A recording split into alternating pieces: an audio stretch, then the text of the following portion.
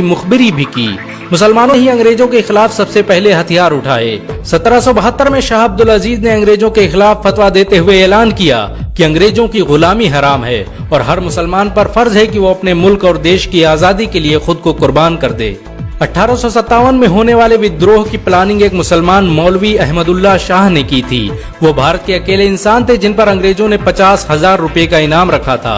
यह रकम इतनी बड़ी थी कि राजा जगन्नाथ ने पैसों की लालच में आकर अहमदुल्लाह शाह की मुखबिरी कर दी और अंग्रेजों ने उन्हें शहीद कर दिया।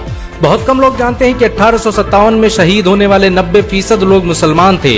जालियांवाला बाग में जनरल डायर की गोलियों का निशाना बनने वाले अधिकतर लोग भी मुसलमान थे। भारत की आजादी का नेतृत्व करने वाले संगठन इंडियन नेशनल कांग्रेस के 9 से अधिक प्रेसिडेंट मुसलमान रहे। गांधी जी ने अफ्रीका में जहां वकालत की पढ़ाई की, वो कॉलेज भी एक भारतीय मुसलमान का था और वह जब भारत में आए तो उन्होंने आजादी के लिए अली ब्रदर्स के साथ काम करना शुरू किया जो कि मुसलमान थे।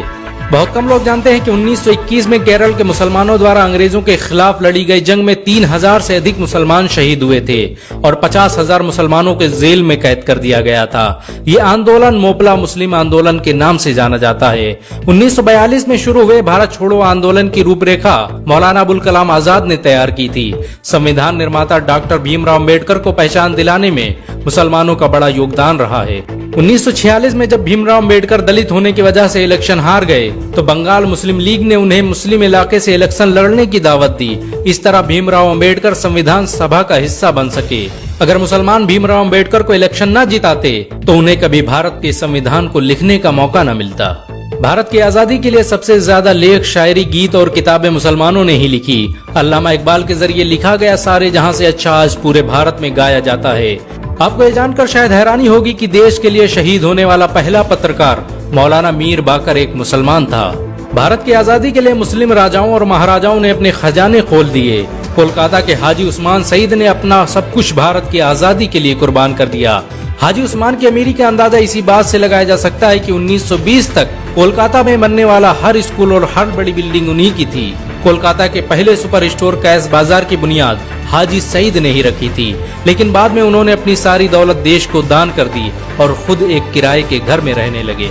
अमीर हमजा और अब्दुल हबीब यूसुफ मरफानी जैसे मुसलमानों ने अपनी अरबों रुपये की संपत्ति देश की आजादी के लिए कुर्बान कर दी।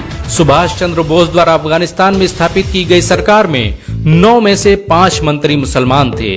भारत की आजादी के लिए देश भर में मौजूद मस्जिदों को किलों की तरह इस्तेमाल किया गया। इन मस्जिदों में सुबह शाम हर वक्त भारत की आजादी के लिए ऐलान हुआ करते थे। आजादी के वक्त कोई मस्जिद ऐसी नहीं थी जिसकी दीवारों पर मुसलमानों का खून न लगा हो।